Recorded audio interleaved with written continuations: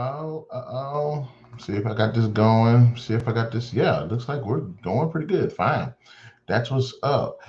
What's going on, guys? Welcome to another edition of the Narik Chase channel. I'm your boy Narik Chase, and in this video, we're going to be doing another episode of the Streamline podcast. Now, this officially is going to be episode 89, I believe, and we got some pretty interesting things that we've heard down the grapevine. So we're going to get into those topics, and hopefully we have a really, really good discussion. Now, before we do anything, oh, I see my fan back there.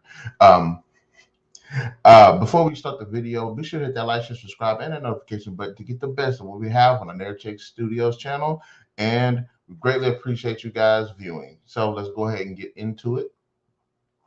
All right, we got some pretty interesting topics to talk about. First, we have the Meg 2 has been announced, and I'm actually really, really interested to see this. Now, the Meg 2, which the title is going to be called The Trench. Now, honestly, when I first heard that the title is going to be The Meg 2, The Trench, I actually thought about that Aquaman spinoff movie, The Trench, that was supposed to be in development, but they ended up canceling it. And I'm like, there can't be too much of a stretch for that movie to have. You know what? I just thought about something. Aquaman came out in 2018, I believe, or was it 2019? I think it was 2018. The Meg dropped in 2018. Aquaman actually had a spinoff sequel that was supposed to be called The Trench, and then the Meg 2, the Meg has a sequel with The Trench in the title. That's a very interesting point to go ahead and talk about. I think but I think I like the concept. I like the concept of the first Meg. I thought it was an interesting. I thought it was an interesting movie. I'm on the fence about it being. It comes off a bit more of a actiony type movie, and I feel like if they would have leaned a little bit more towards horror, which is what the movie kind of starts off as, but even though the tone does somewhat change, I actually thought it was a really good movie. In fact, I think it's like one of like the top 10 best shark movies out there. I think it's a fun movie. I think it's great. It's the best adaptation of a megalodon in really any media that I've seen so far. But I think that I'm happy to see that we got, sequel coming up. Now, the original film was done by John Turteltaub. I don't know how to say this guy's name, so honestly, I butcher people's names all the freaking time. But this film is going to be directed by Ben Wheatley. Ben Wheatley has done a few films, but really the only one that I've seen is Free Fire, and I really enjoyed Free Fire. It's kind of a dark comedy, bit of a crime film, but it was actually pretty good. It was really interesting. And as much as Brie Larson is an asshole because she says a lot of stupid stuff, I actually enjoyed her character in the film. So I don't know much about the director enough to be like, okay, this movie is just going to be like the bomb because of the director. I'm interested to see why John Turteltaub didn't come back to direct this film.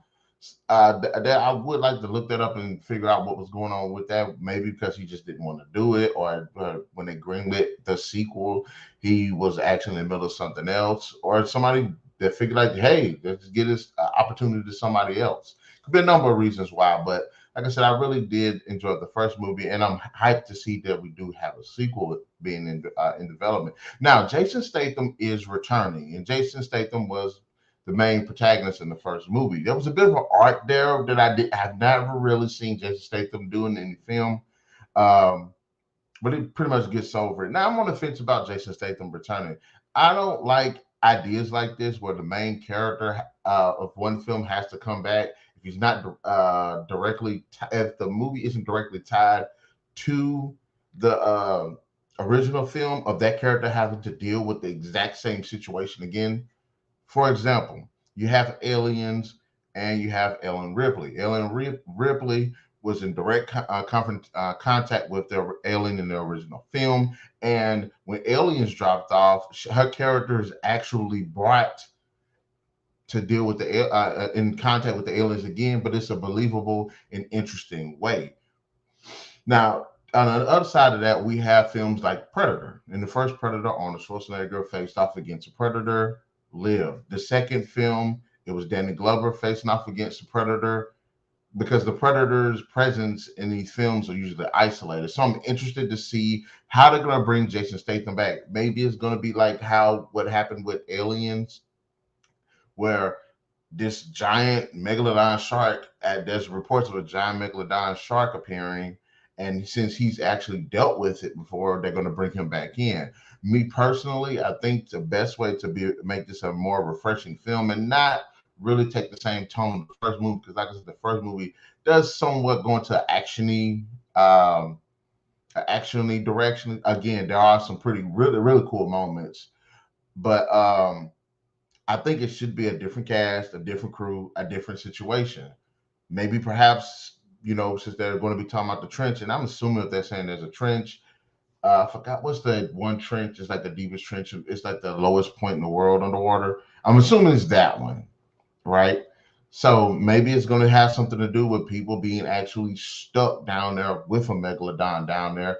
Kind of like what the first film started off as, where these people were stuck down there. So, and that led to the megalodon coming up, because the half the movie is them stuck in the water, and the other half is them having to deal with one that actually came up. So I'm like, okay, is this going to be a horror film, an action film, a thriller film? I feel like it would be much better if it takes the tone of, say, films like Underwater, which Underwater is an underrated movie. I really enjoyed that, and it was very tense. So I'm hoping that this film would be just as tense as like Underwater. But having said that, the Meg 2, I'm all up for it. Zens tuned in, said, "What's up? What's going on, guy? Tell me what your thoughts are of the Meg 2, because I really want to know. I think it's an interesting idea and a new direction. Also, I need to know too, while we're talking about it, should Jason Statham come back? I'm on the fence about that, but okay. Going on to the next subject. We're going to be talking about Dakota Johnson being cast as Madame Webb in the Sony Spider-Man universe.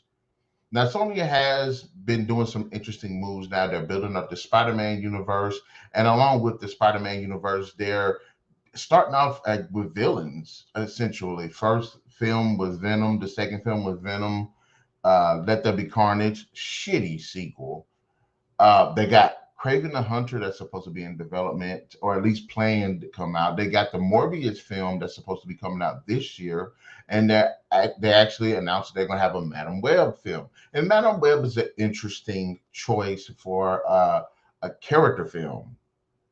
But for those people who do not know who is Madame Webb, I'm going to go ahead and give a brief summary of who the character is. Created by writer Denny O'Neil and artist John Romita Jr. in 1980, making her debut in issue 210 of The Amazing Spider-Man. Webb is a blind mutant with powers of clairvoyance, telepathy, and precognition. Her real name is Cassandra Webb, and she was diagnosed with myasthenia gravis. I butchered that. I'm always butchering stuff. A disorder of neuromuscular junction transmission. From my understanding, it causes the body's cells to attack the body and the nervous system. So she's like she's basically just paralyzed, and it not just paralyzed, but like a non-functioning paralyzed, where it's like even she can't breathe, and you know what I'm saying, like that's pretty scary stuff. But resulting in her dependency on a life support system designed by her husband Jonathan Webb, which really does resemble a spider web. And every time you see Madame Webb, she's on this, and it does look like a spider web around it, but it's actually this life support system designed by her husband, and she cannot be taken off of it, otherwise it'll shut her body down. Kind of an odd design choice, by the way. Why would this guy design a chair that looks like a spider web? That's kind of weird. Why didn't the chair come out looking like Charles Xavier's chair, where it's like a hovering wheelchair? I don't know. She's made several appearances, including Nothing Can Stop the Juggernaut, Dead No More, The Clone Conspiracy, and Decimation. She's popped up in a lot of Spider-Man comics, originally helping them in a missing persons case. Webb is usually depicted as an elderly woman Though during the events of the Gathering of Five, she has a youthful appearance. Her death in Grim Hunt After her death in Grim Hunt, Julia Carpenter becomes the new Madame Webb. Webb has made a few appearances outside of comics, including the animated Ultimate Spider-Man show, Spider-Man Shattered Dimensions game, and from the highly acclaimed Spider-Man the Animated Series, where I'm sure a lot of people were introduced to the character like I was. So there's a lot to unpack about this. I've seen like a lot of people. Dakota Johnson blew up on like the 50 Shades. Now she's had films long before that, but I mainly known her from the 50 Shades series. And I'm not going to say she was good or not going to say she was bad. And some of the films that I've seen her in outside of that, I thought she did a decent job. I've seen her in Speed. I've seen her in How to Be Single.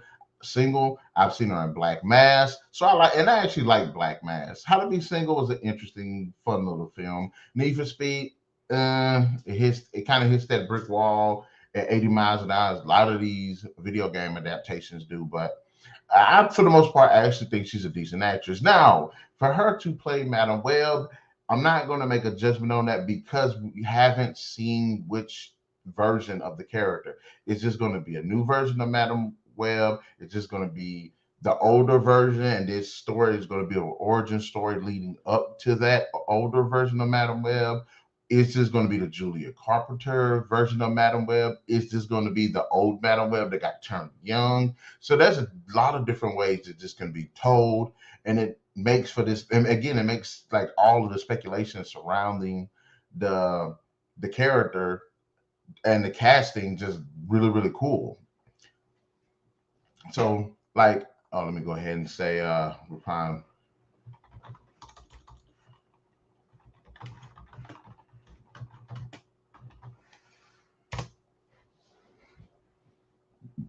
I had to just say when to text something. So I'm well, yeah, sent a little message. Yeah, but like, how are they going to do? And I'm starting to like the way people now in like the filming industry, these different companies and stuff, are starting to pick up more on obscure characters and fleshing them out. And if this is done correctly, I believe that Madame Web will be a very good movie. Like I said, when I heard Morbius was going to be a movie, I'm like, who in the hell is going to make a movie about Morbius? And the trailers have done a decent job of making it an intriguing premise.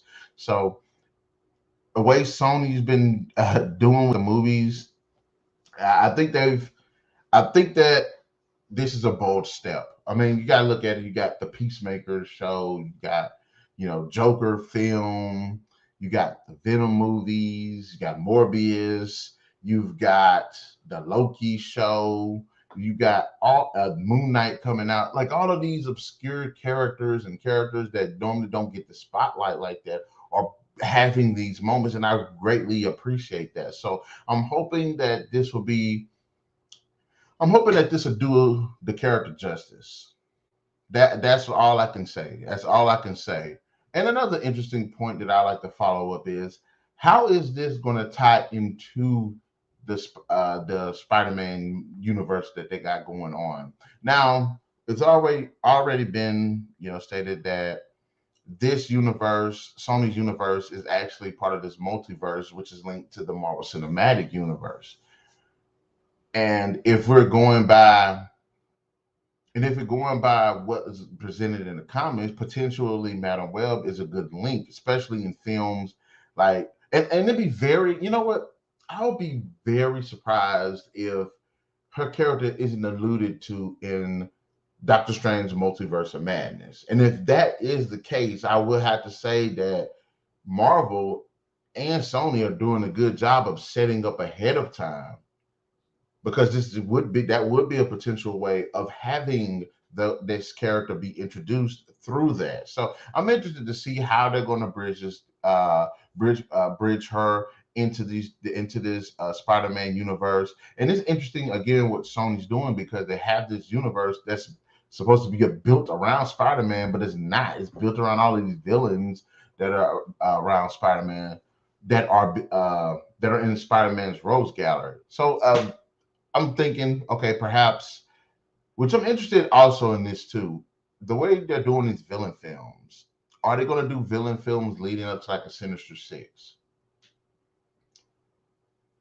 And also, are these villains in develop are these villains developing and becoming established within the universe first, so that way Spider-Man can become Spider-Man and have to deal with them later on? So it's like, okay, if you're going to have 10 movies with villains, then Spider-Man's movie is going to pop up and it's him becoming Spider-Man and having to deal with these already established villains. Kind of like if you go back and you watch the Gotham series.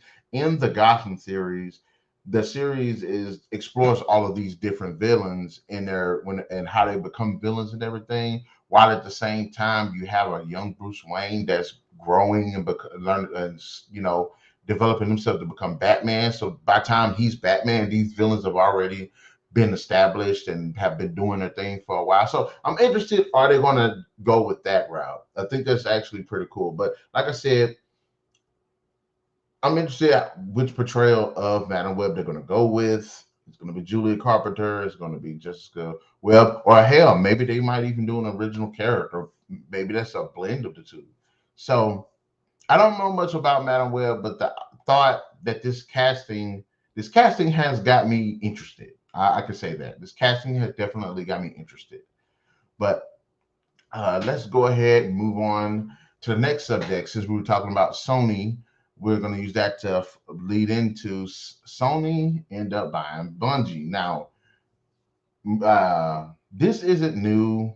Game companies and really any company that's in the market that has smaller studios and companies run them, they've always bought like those companies and incorporated them into their business model. This isn't something new. Now, okay, a few weeks ago, Microsoft ended up buying Activision Blizzard for the $69 billion.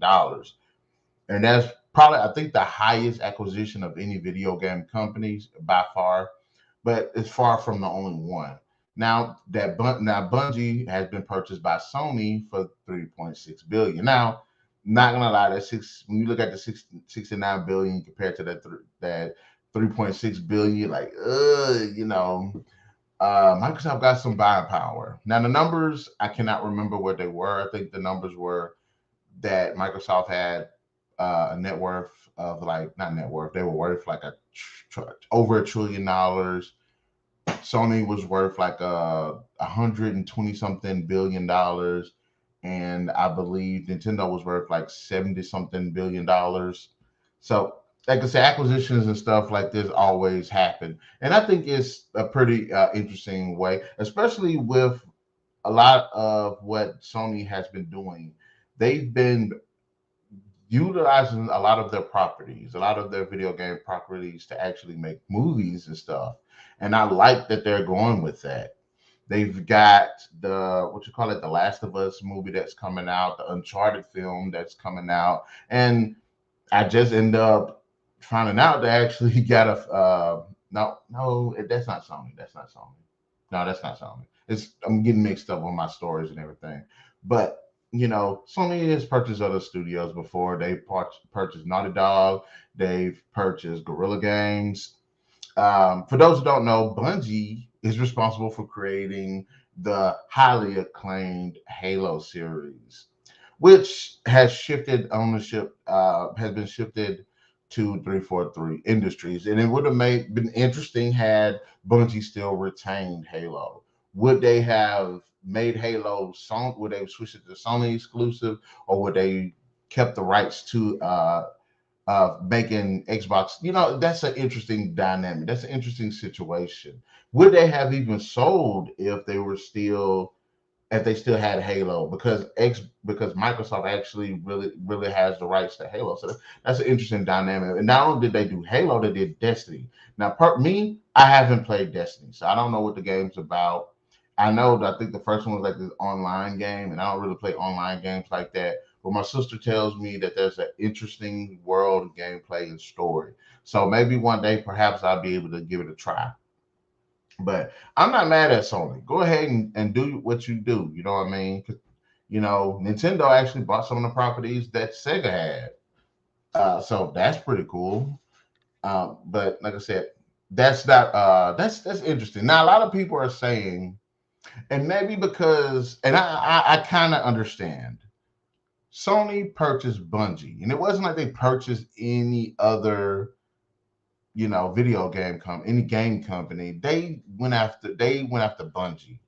Bungie is instrumental in actually helping Microsoft establish itself as the game juggernaut that it is. Now, of course, Microsoft is into other things, computer technology and stuff like that, as well as like TV, you know, just basically technology. And they're juggernauts, don't get me wrong. But people are saying that Sony is doing this in retaliation because they went after Bungie. And I'm not saying that I can see it and I can understand, but I'm not saying that they are, but I can kind of see that. It's funny that they went after Bungie of all the game companies, but maybe that wasn't the only one that they purchased at the time, and you know, because it's Bungie, then people have been just running with it and everything. But I just think that's somewhat interesting. But Sony buying Bungie, cool, cool. We'll see what they'll do with Destiny. I came across they were saying that Destiny wasn't going to become an exclusive, so I thought that was actually pretty cool. They're going to keep it open like it is now. So I'm like that's actually pretty cool. That's actually pretty cool. So I like that. I like seeing stuff like that happen. Now, with switching gears, we are going to be talking about the Dungeons and Dragons live action television series, and I'll tell you a couple of reasons why I'm happy to see this. Dungeons and Dragons has been around since before I was born. I think the world, the idea, the game, the books, I think all of that is just simply amazing. There are other, it's Dungeons and Dragons is at this point, it's so big and long lived that it rivals the likes of Lord of the Rings. You know what I mean? In terms of scale, in terms of story, in terms of just scope. And Dungeons and Dragons, even though it's still popular to this day, I actually think film wise, it hasn't really been represented properly. Now, there have been 3 films. There was the one that came out in 2000, pretty shitty movie. They had the Wrath of the Dragon sequel, pretty shitty movie. And then they had the Book of Val Darkness sequel as well that came out in 2012. That one was pretty shitty too, although the main chick in it she was, but at this point, you know, between, how should I say this? How should I say this?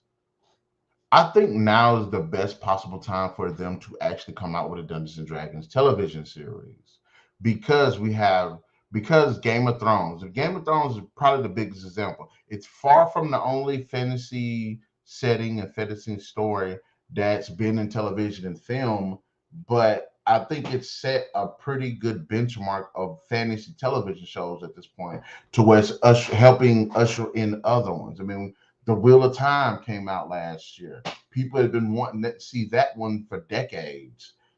Also, you've got the Lord of the Rings television series that's coming out, you know, and it's like I feel like this is the proper time to have all of that. Now, Paramount is developing the Dungeons and Dragons. Well, I said that backwards. There's going to be 2 things that's going to be concerning the Dungeons and Dragons. One is going to be the 1E or E1. I think it's E1. And the film Red Notice that recently dropped in Netflix last year, the director of that film, Rawson Martian Thurber, I killed that name, is going to be the showrunner. I looked up some of the films that he's directed. He directed Dodgeball, which I thought was kind of fun, kooky but kind of fun. We're the Millers, I thought was clever, fun. He directed Central Intelligence, Skyscraper, and Red Notice. Only reason I really mentioned them last week because I haven't seen them is because The Rock is in them. And I'm interested to see if The Rock is going to make any kind of appearance in the Dungeons and Dragons, That's an interesting point to actually point out. Now, there's going to be two. There's going to be the series through E1, I believe it's called, that Thurber is going to be show running, and it's also going to be a film that's going to be coming out by Paramount. So I think that's actually pretty cool as well. Um, also, I want to add this about Thurber. Thurber's actually doing a film version of the Division. Now, that was something I was leading to earlier, and I got it mixed up with the Sony thing. So he's doing a film version of the Division, which I think that's actually realistic, a pretty realistic story. I could actually see them doing a movie on that. The film is also going to star Jake Gyllenhaal and Jessica Chastain, two actors that I really appreciate and have come to just love watching on screen, especially just how diverse they are in range of acting. So I think that'll be pretty cool. But I don't know about you guys. Tell me in the comment section below, have you seen the Dungeons and Dragons animated show that they had back in the day? I believe it was between 83 and 85, right before I was even thought up. I remember watching it on CBS like during the kids' time, and I remember it was a group of kids that went to like a theme park, and of course they got transported to another world. I don't remember much of the series because it's been so long since I've seen it, but I do remember. I don't want to say the kid was black, but I guess it was a black kid, and he had a shield, and the shield had like it's like if he blocked it, the shield, if he blocked like an attack or something, the shield would kind of act more of like a barrier than just a regular shield. So that's pretty cool. I'm interested to see if they're going to go. Like I said, I'm interested. I'm interested. Even though the movies were complete dog shit, they had some interesting concepts. So I'm hoping to see where they're going to go with that. But guys, in the comment section below, tell me what your thoughts are for the Dungeons and Dragons live action series. I would like to come back and do a video of like the top 10 things that I would like to see in the series, the things I would come to expect for the series. I'm not really strong with what Dungeons and Dragons have to offer. I don't know much about the world. I don't know much about the story. I don't know much about the characters, but I could do some research, pull some things that I think is interesting, and make an actual video for it. And finally, our final topic of the night will be Rockstar finally announced that they got GTA 6 greenlit and they're going full steam with it. I cannot believe we had to wait damn near 10 years to get this damn game. Shit. Now the game that they don't really have a release date or anything for it. I'm thinking 2023, late 2023, maybe early 2024. Hopefully there aren't going to be delays because of what I've been hearing that they're going to do with this game. Now GTA 5 was released in 2013. It's been on the 6th generation, 360, PS3. It's been moved to 7th generation, Xbox One, PS4. Hell, they're doing it. They even done it with the 8th generation Series X and the PS5. Now, there has not been a game that bad since Skyrim. But just keep re-releasing and keep re-releasing and keep re-releasing it. And it actually felt like, they were milking the shit out the game, and it's because of GTA Online. Just money. But it felt like they were never going to, they're just going to settle on GTA 5 and never do a GTA 6. GTA 6 is one of the most highly anticipated games because of 5, because of how long that they've had to, people have had to wait for it. And I'm not sure if it's because the GTA 5 feels like it's being drawn out too much, or because when they re-released the Part 3 of Vice City, San Andreas, that it did not do well at all. People did not like those.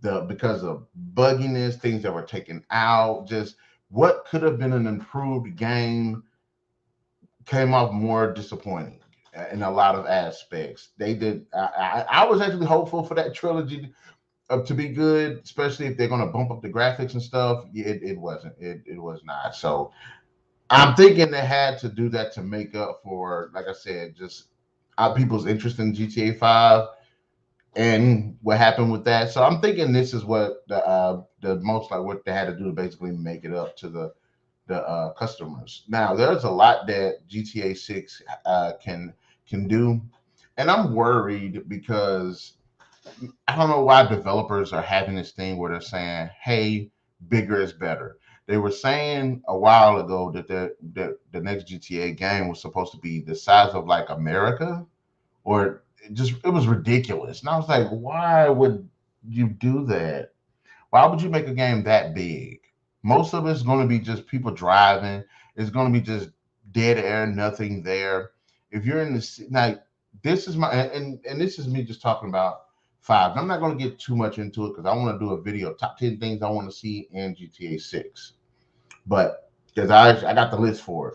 One of the things that I don't want them to do, if they're going to go into have us go into a city, which they're going to do, I want them to take the time out instead of just trying to build everything in scope, actually build up the world itself.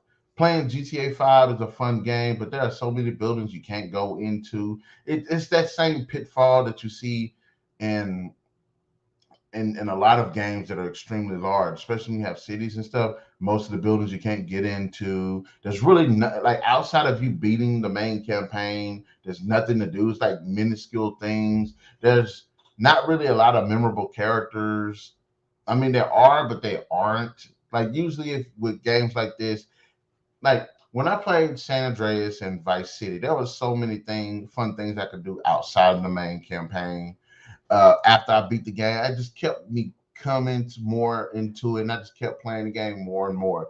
GTA 5 fell flat on that, especially given the main campaign. It was fun with the three characters, great concept, did a lot for the story, didn't do shit really for the gameplay, but it took us to different aspects of the story that I thought were actually pretty cool. After you beat the main campaign, there's nothing to do. There's literally nothing to fucking do. It's disappointing. Now when GTA Online came up, it's you know kids, mainly kids, people that don't work jobs. You know what I'm saying? Got on that and they ran with it. GTA Online is like the Fortnite of GTA. So yes, people got a lot of fun in it, but usually me, I'm a simple guy. I like playing games by myself, and I like my game. I like to have all my gameplay rooted for main persons that people that like to play by themselves. Yes, you can open it up to people online, but I like to still have that core single player by itself experience, and especially all the stuff, the extra stuff that GTA Online got that the main campaign didn't get. That was pretty stupid. So I'm actually happy that GTA 6 has been announced. There's a lot of really interesting ways this game could go. I hope that they can fix a lot of the problems that GTA 5 has had. Like I said, if we're going to be in the city, make this city more accessible, make it more interesting, make it more characters, make it a hell of a lot more missions, not just the traditional stuff that you do. Just take a cab and stuff. Like one of the more interesting aspects of GTA 5 was, being in the stock market. I thought that was actually pretty cool. They don't really do much with it, but it's actually a pretty interesting concept. But that's a video for another time. Look, I'm happy with a lot of the news that I've talked about today. GTA 6 definitely at the top of it. The Meg 2, definitely want to see the film. Also, okay, Sony bought Bungie. We'll see what they're going to do with that. The Dungeons and Dragons live action, I'm open to see what they're going to do with it, especially since, like I said, Wheel of Time, Game of Thrones, Lord of the Rings, other fantasy shows they have in development as well. I'm actually wishing that they do like an Aragon series. I mean, I know the movie didn't do well, but I think it'll be an interesting thing for them to pursue. Or hell, Everworld. Because even The Witcher, that's even a better example. The Witcher's another one. But Okay, and like I said, they got the Madame Webb movie, Dakota Johnson, beautiful woman. She, from what I've seen, decent actress. Maybe she's. I need to watch a bit more of her filmography. But, anyways, in the comment section below, guys, let us know what are your thoughts about this episode. Be sure to hit that like, share, subscribe, and that notification button to get the best we have on the Narik Chase Studios, as well as join us next weekend for more awesomeness. And we'll definitely catch you guys later.